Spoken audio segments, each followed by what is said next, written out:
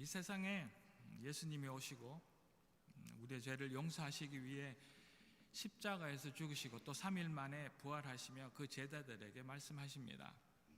너희는 예루살렘을 떠나지 말고 약속을 따라 오실 성령 하나님을 기다리라고 말씀하십니다.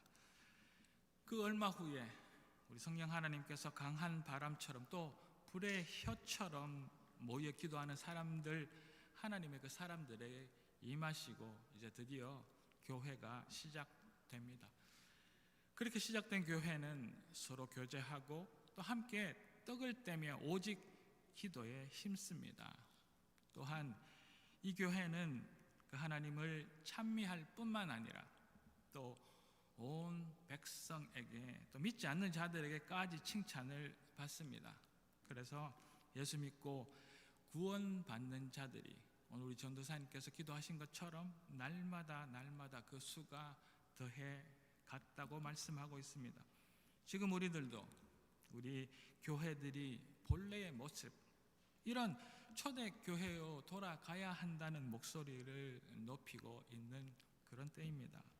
우리 갈릴리의 모습도 세상에 도전이 되고, 그래서 교회를 떠났거나 예수 믿기를 정말 싫어하는 사람들에게까지 칭찬 듣는 교회, 그래서 삶으로 전도하고 생명 살리는 교회가 되기를 주의 이름으로 축복합니다.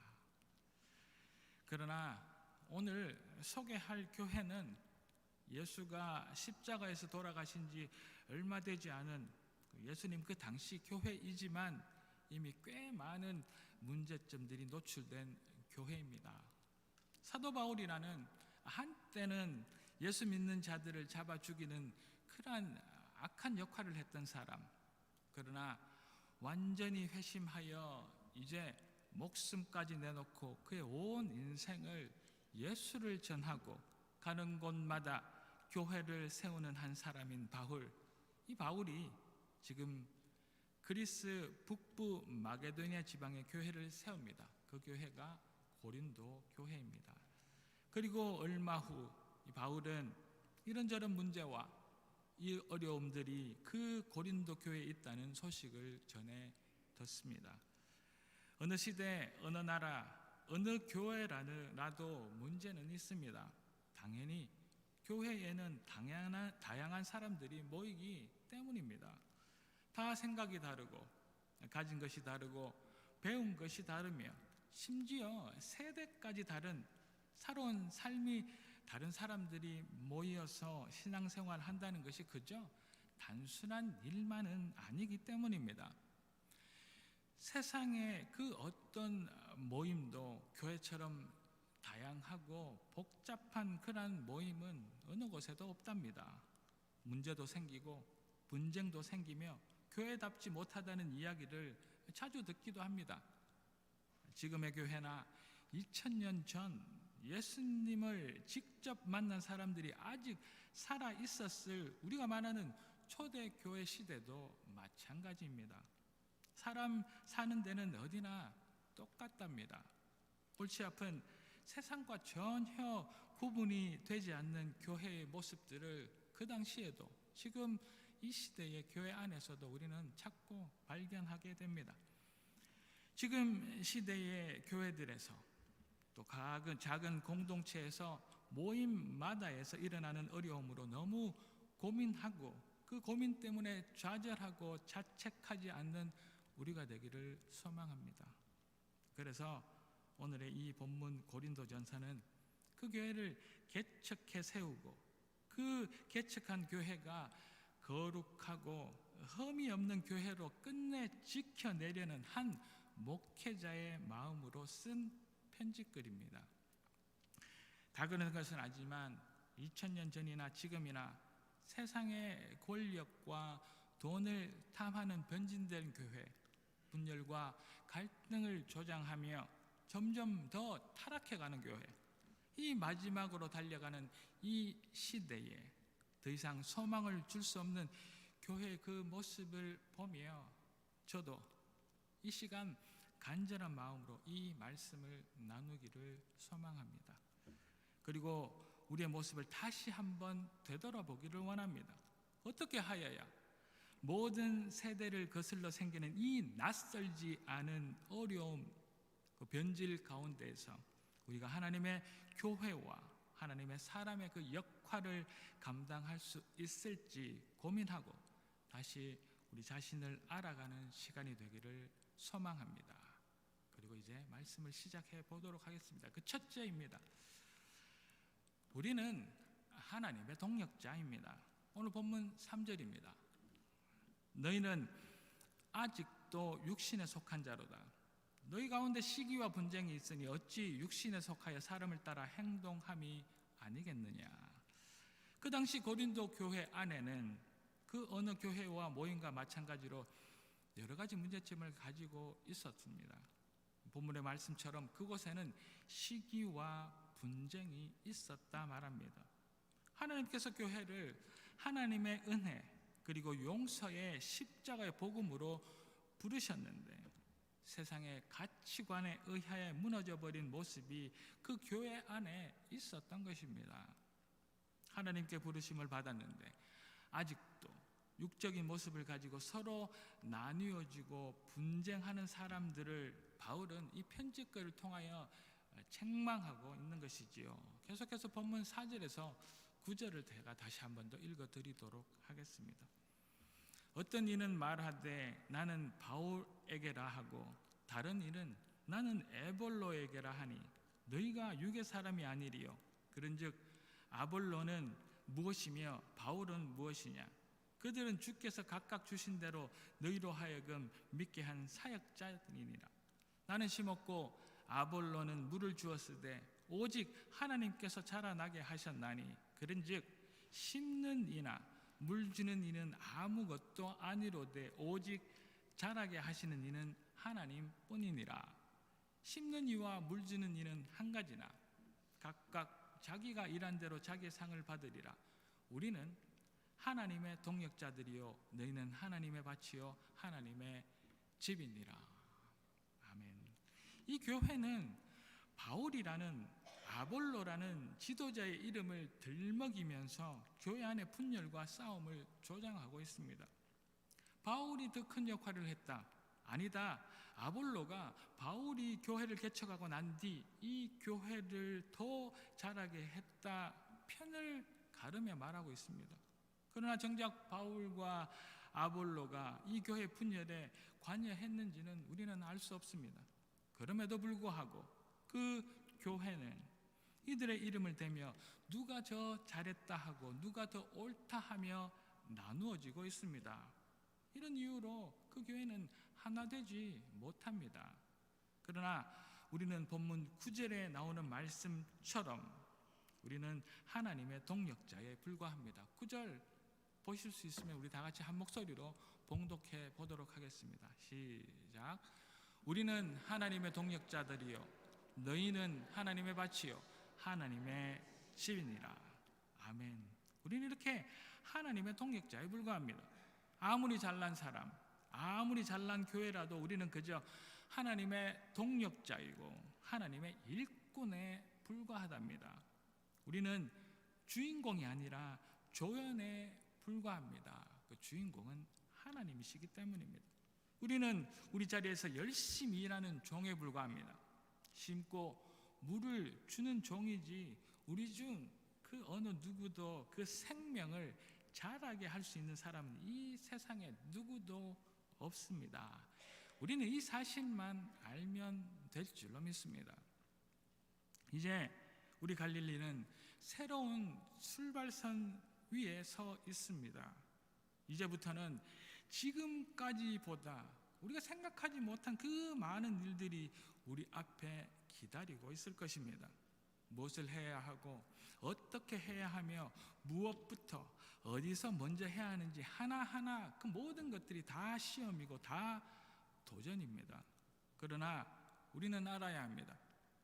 우리가 심을 수는 있고 또 우리가 그 심은 것에 물을 줄 수는 있지만 그 모든 것을 자라게 하시는 분은 하나님이시라는 그 사실은 절대 잊지 않아야 할 줄로 믿습니다. 우리는 하나님께서 하나님의 사역에 억지로 끼워주신 동력자, 하나님의 사명을 맡은 교회일 뿐입니다. 심는 것은 누구나 할 수 있습니다. 물을 주는 것은 그 누구라도 할 수 있습니다. 그러나 자라게 하는 것은 그 누구도 할 수 없습니다. 저와 여러분, 그리고 갈릴리를 심는 자로 또 물 주는 자로 하나님께서 애써 끼워 주신 것입니다. 사명을 주시고 동력을 하도록 해 주신 것 뿐이랍니다. 그러나 이제 앞으로 자라게 하실 리가 하나님이신 줄로 믿습니다. 제가 자주 제 집 깻잎 이야기를 해서 죄송합니다. 오늘도 깻잎 이야기 한 번 더 하려고 합니다. 저는 토론토 온 이후에 매년 깻잎, 상추, 고추를 심었습니다. 포기하지 않고 말입니다. 깻잎을 보며 저는 목회를 배웁니다. 매년 이 심은 후에 아침마다 열심히 기도하는 마음으로 물을 주었습니다. 그러나 지난 3년 3번의 결과는 참담할 정도로 거둘 것이 없었습니다. 손톱만큼 자란 깻잎을 냄새 좋다 하고 먹었습니다. 그런데 올해는 다릅니다. 제가 다르게 한 것은 하나도 없습니다. 심고 물 주고 바라봐 준 것 말고는 흙을 조금 더 채운 정도입니다. 다른 해와 다르게 한 것이 없습니다. 그래서 더 모르겠습니다. 그런데 제 손바닥만한 깻잎을 벌써 수확했답니다. 할렐루야. 올해까지만 해보고 말려고 했는데 내년에도 해야 되겠습니다. 아니, 꼭 하겠습니다. 그리고 더 많이 수확하면 여러분들과 나누도록 하겠습니다. 하나님이 하신 것입니다. 우리는 하나님께서 끼워주신 심고 물 주는 동력자일 뿐입니다. 이 세상에는 정말 많은 교회가 있습니다. 그러나 안타깝게도 그 수많은 교회 중에서 어느 교회는 세상 부러움을 사는 대형 교회도 있고 또 어느 교회는 이렇게 힘들 수가 있나 싶을 정도로 아픈 교회들이 더 많습니다. 목사들은 다 같습니다. 말씀을 정말 최선을 다해 준비하고 기도하고 목회합니다. 어느 교회 장로님, 어느 교회 성도들이라고 자신의 시간과 물질을 드리고 교회를 위해 헌신하고 물어주지 않는 교회가 어디 있겠습니까? 특별히 다를 것이 없습니다. 그 자라게 하심만이 다를 뿐입니다. 그러니 그저 자라게 하심만 바라고 그 결과에 매여서 그 결과에 따라 어떨 때는 자랑하고 또 다른 결과에 부러워하지 않는 우리가 되기를 주의 이름으로 축복합니다. 하나님께서 자라게 하시고 열매 맺게 하십니다. 이것은 하나님의 강권적인 능력이십니다. 우리가 할 수 있는 일은 말씀을 심고 헌신의 물을 주는 것 뿐입니다. 우리는 그저 하나님의 동력자입니다. 우리를 새로운 출발선에 놓고 다시 하나님의 동력자의 사명을 감당하게 하심에 감사하는 우리가 되기를 이 아침 주의 이름으로 축복합니다. 이제 새롭게 하나님 앞에 모든 것들을 내려놓고 기도할 때 우리는 하나님의 동력자임을 잊지 않는 우리가 됩시다. 무엇을 할까? 또 어떤 열매를 맺을까?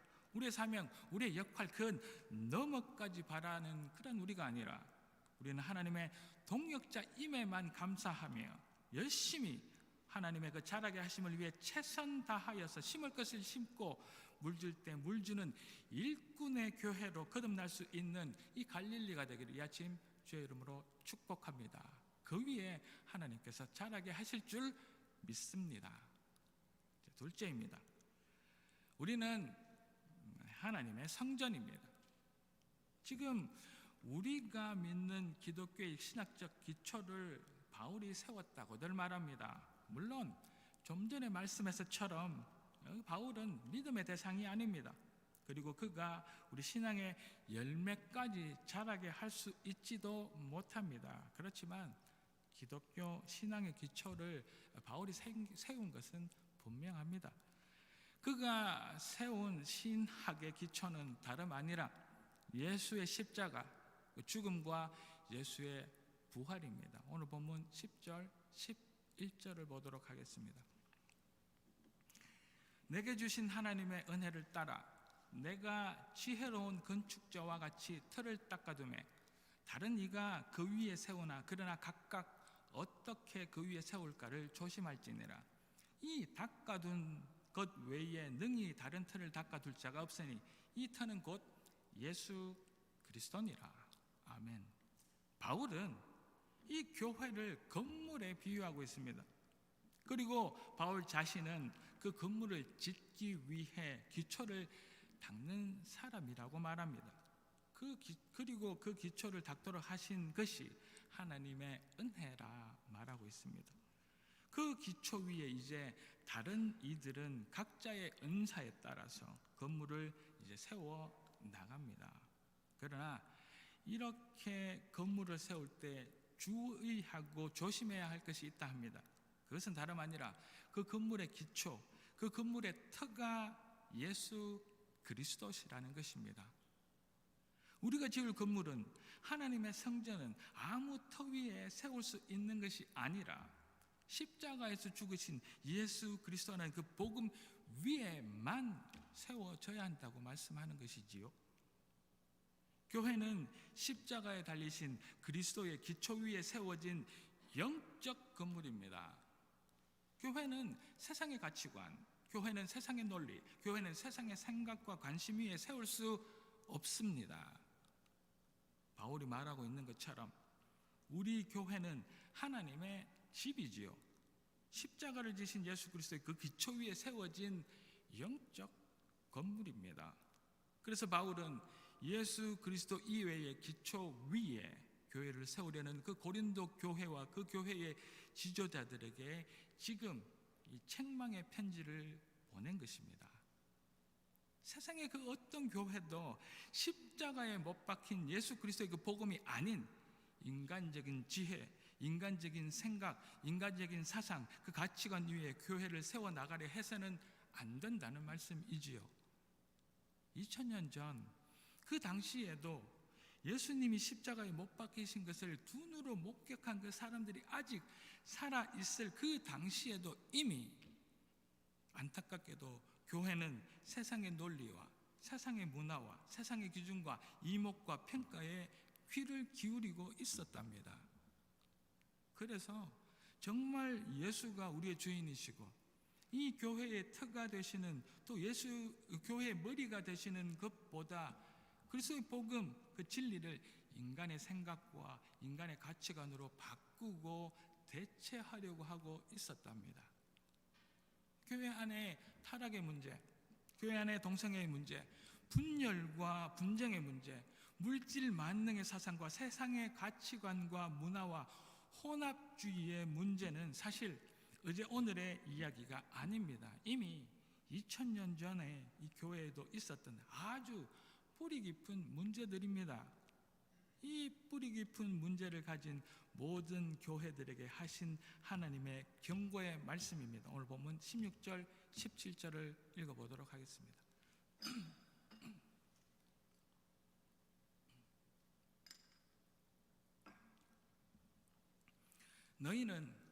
너희가 하나님의 성전인 것들과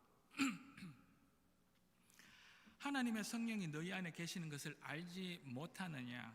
누구든지 하나님의 그 성전을 더럽히면 하나님이 그 사람을 멸하시리라. 하나님의 성전은 거룩하니 너희도 그러하니라. 아멘. 우리 성도들이 또 우리 교회가 하나님의 성전이라 하여서 이 교회를 건물로 오해는 하지 마십시오. 교회는 예수 그리스도를 구주로 믿는 우리들의 모임을 교회라 말합니다. 우리 믿는 자들의 모임인 이 교회를 성전이라 바울은 비유하고 있는 것뿐이지요. 교회가 하나님의 성전이라 하여서 이 건물을 성전이라 말하고 이 건물 자체를 거룩하다 말하고 이 건물을 그렇게 아끼고 사랑하는 그 실수를 우리 교회는 범하지 말아야 합니다. 우리가 성전입니다. 우리 교회, 우리 믿는 자들의 모임이 성전입니다. 우리 모임이 성전인 그 이유는 내 안에, 우리 공동체 이 모임 안에 성령 하나님께서 임재하고 계시기 때문입니다. 십자가에서 죽으신 예수 그리스도의 그 터, 그 기초 위에 세워진 교회 공동체 안에 살아 역사하시는 하나님이 계시기 때문에 교회를 성전이라고 말하는 것이죠. 우리 모임 안에 하나님의 영을 모시고 그 성령이 우리 안에 계시기 때문에 우리가 성전입니다. 이 갈릴리가 성전입니다. 그래서 성전은 거룩해야 합니다. 거룩은 구분된다는 말입니다. 악과 구별되고 죄와 구별되며 아름답지 못함과 구별되고 끝내는 죽음과 구별되는 것입니다. 거룩은 하나님의 또 다른 이름, 하나님의 성품을 이야기합니다. 하나님은 거짓이 없는 분이십니다. 하나님은 죄와 함께 하실 수도 없답니다. 하나님의 성전인 우리 이 갈릴리도 거룩해야 하는 이유입니다. 우리가 성전이기 때문에 그 거룩한 하나님을 거룩함으로만 담을 수 있기 때문이지요. 거룩하지 않은 곳에 하나님께서 계실 수 없습니다. 오늘 본문 16절 17절을 제가 다시 읽어드립니다. 너희가 하나님의 성전인 것과 하나님의 성령이 너희 안에 계시는 것을 알지 못하느냐? 누구든지 하나님의 성전을 더럽히면 하나님이 그 사람을 멸하시리라. 하나님의 성전은 거룩하니 너희도 거룩하니라. 우리는 하나님의 성전입니다. 왜냐하면 우리 안에 이미 성령 하나님께서 강한 바람처럼 혀의 불처럼 와 계시기 때문입니다. 그래서 우리 성전은 항상 깨끗함을 유지해야 합니다. 더러워진 성전에 거룩하신 하나님은 절대 계실 수 없기 때문입니다. 그래서 우리가 우리 몸, 우리 교회를 더럽히면 그 사람과 그 교회를 없애버리시겠다고, 멸하시겠다고 지금 하나님께서 바울의 입술을 통하여 지금 2000년이 지난 우리들에게까지 경고하고 계신답니다. 하나님이 거룩하시니 그 거룩하신 십자가 예수의 기초 위에 세워진 우리 교회도 거룩해야 합니다. 우리 갈릴리는 이제 새로운 출발선 위에 서 있습니다. 다시 한번 우리가 하나님의 성전, 하나님의 거룩이 가득한 교회가 되어야 함을 아는 우리 모두가 되기를 이 아침 주의 이름으로 축복합니다. 우리 안에 있는 그 어떤 더러움도 깨끗하게 치워버리고 우리 안에 있는 그 어떤 죄와 악한 마음도 회개하며 용서를 구하며 우리 안에 있는 세상의 그 어떤 지혜와 헛된 생각도 아낌없이 버려서 하나님의 거룩한 성전, 이 세상의 십자가의 복음을 다시 한번 선포할 그 사명을 감당하는 우리 모든 갈릴리 성도 여러분도 갈릴리가 되기를 다시 한번 이 아침 주의 이름으로 축복합니다. 그래서 하나님만 찬양합니다. 이제 계속해서 셋째입니다. 그런 우리는 하나님의 것입니다. 우리가 우리에게 주어진 그 삶을 살아가면서 주인의식으로 사는 것과 우리가 살아가면서 내가 주인인 삶을 사는 것은 너무나 다릅니다. 태초부터 인간에게는 자기 중심적 주인의식이 강했던 것은 분명합니다. 지금의 우리들은 그 어떤 시대보다 개인주의가 강해지고 자신이 주인인 삶을 강조하는 시대를 살고 있습니다. 내 인생은 나의 것, 그러니 내 마음대로 살게 내버려두라고 세상의 가요는 그렇게 이야기합니다. 그래서 자기 의견이 강하고 잘 표현하며 자신의 몫을 잘 찾는 사람을 똑똑하다, 지혜롭다 말하는 그러한 시대를 살고 있습니다. 이런 세상의 지혜에 대한 하나님의 생각입니다. 오늘 본문 18절에서 20절입니다. 아무도 자신을 속이지 말라. 너희 중에 누구든지 이 세상에서 지혜 있는 줄로 생각하거든 어리석은 자가 되라. 그리하여야 지혜로운 자가 되리라.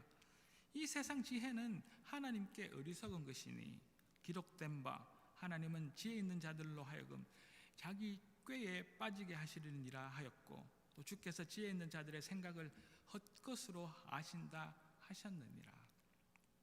우리들이 세상의 기준과 가치관에 따라 지혜 있다고 생각하면 차라리 어리석은 사람이 되라고 말씀하십니다.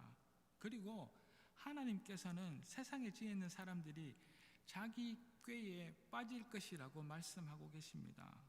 자기 생각이 분명하고 지혜롭다 생각하는 사람들, 자신이 자신의 인생과 삶의 주인이라고 생각하는 사람들에게 하나님께서는 그 생각이 헛된 생각이다 라고 지적하시며 단호하게 말씀하십니다. 그리고 이 부질없는 세상의 지혜에 또 이렇게 말씀하고 있습니다. 한번 보시겠습니까? 본문 21절에서 23절입니다. 그런즉 누구든지 사람을 자랑하지 말라. 만물이 다 너희 것임이라. 바울이나 아볼로나 게바나 세계나 생명이나 사망이나 지금 것이나 장래 것이나 다 너희의 것이요 너희는 그리스도의 것이요 그리스도는 하나님의 것이니라. 아멘. 하나님께서 이 세상을 만드시고 그리고 인간 아담을 만드시죠.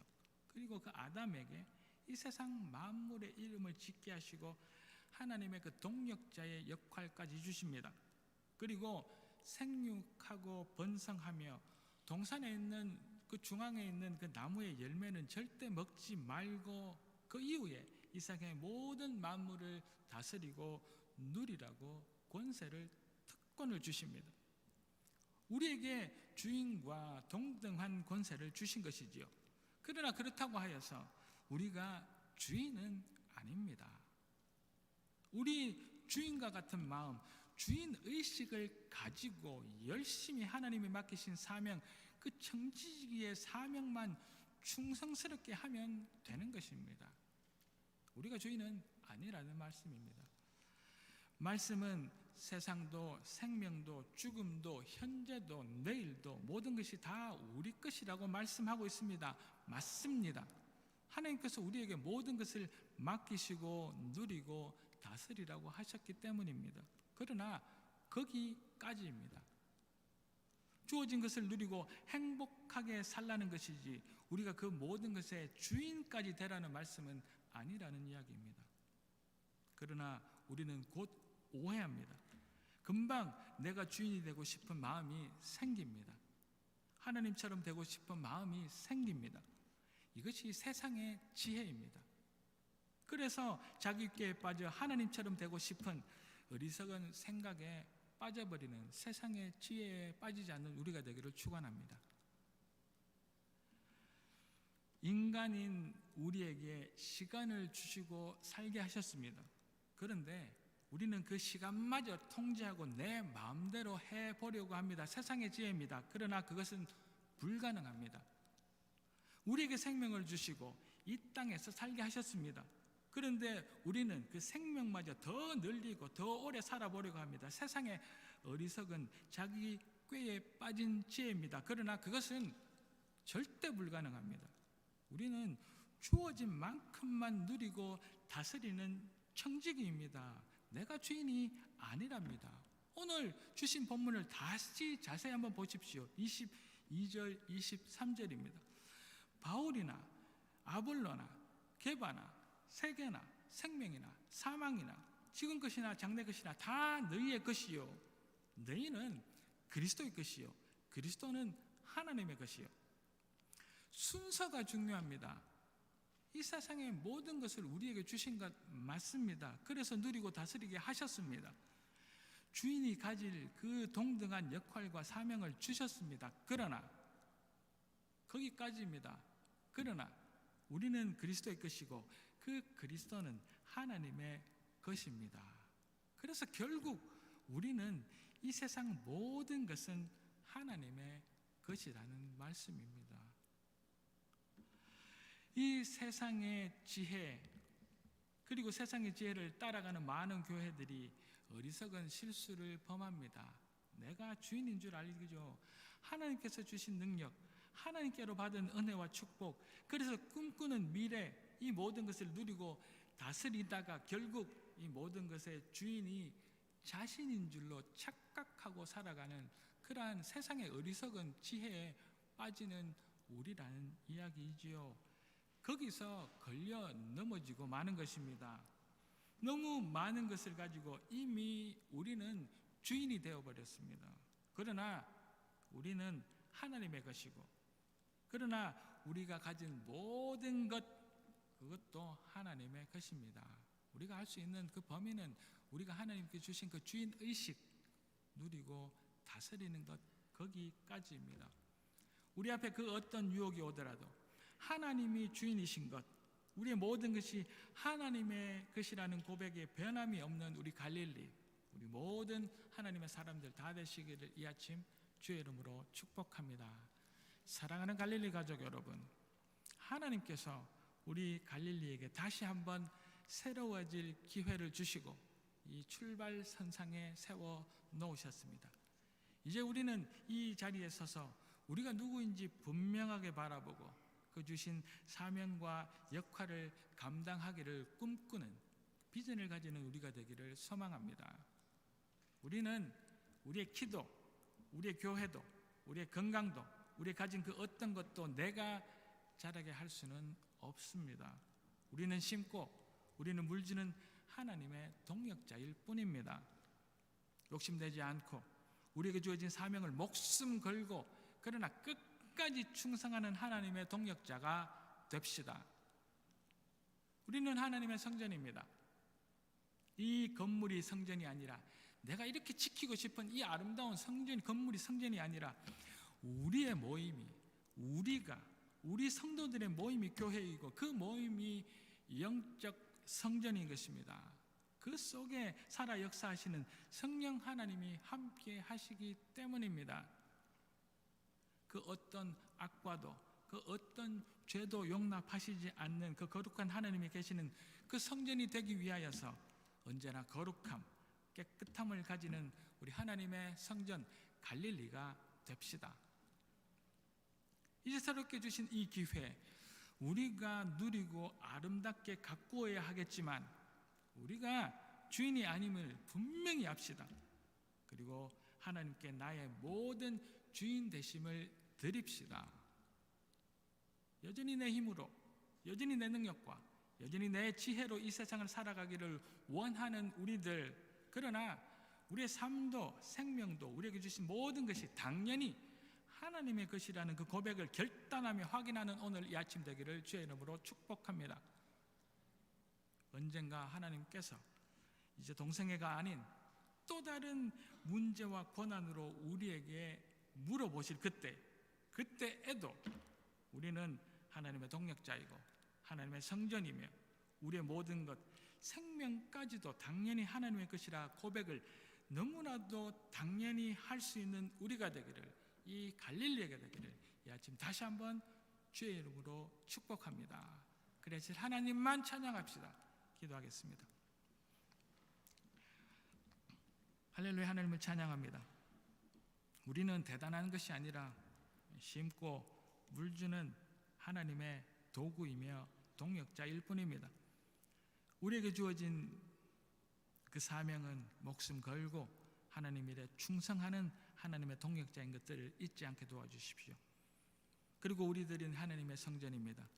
이 건물을 그렇게 아끼는 세상의 교회들과 달리 하나님 주신 그 성전은 우리들의 모임, 우리들의 영적 성전인 것들을 잊지 않음으로 말미암아 하나님, 저희들이 하나님이 거하시기에 충분하도록 거룩함과 깨끗함을 가지는 하나님의 성전 되게 도와주십시오. 그리고 하나님, 저희들에게 주신 그 역할, 사명, 하나님 주인의식을 넘어가지 않게 도와주십시오. 내가 주인된 인생, 내 힘으로 살아가는 내 인생이 아니라 하나님께서 맡기신 청지기의 삶을 살아내는, 하나님 앞에 모든 것들을 다시 한 번 더 내어드리는 복된 하나님의 것 되는 갈릴리, 또 가정, 저희들 모두 되게 도와주시옵소서. 그리하실 하나님만을 찬양하옵고 이 모든 말씀 살아계신 예수 그리스도 이름으로 감사드리며 기도 올리옵나이다. 아멘.